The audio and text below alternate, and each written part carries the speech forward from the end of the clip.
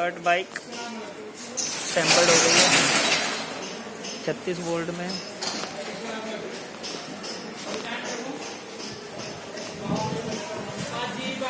एक बार इसकी स्पीड दिखाइयो घुमा के टेढ़ी करके।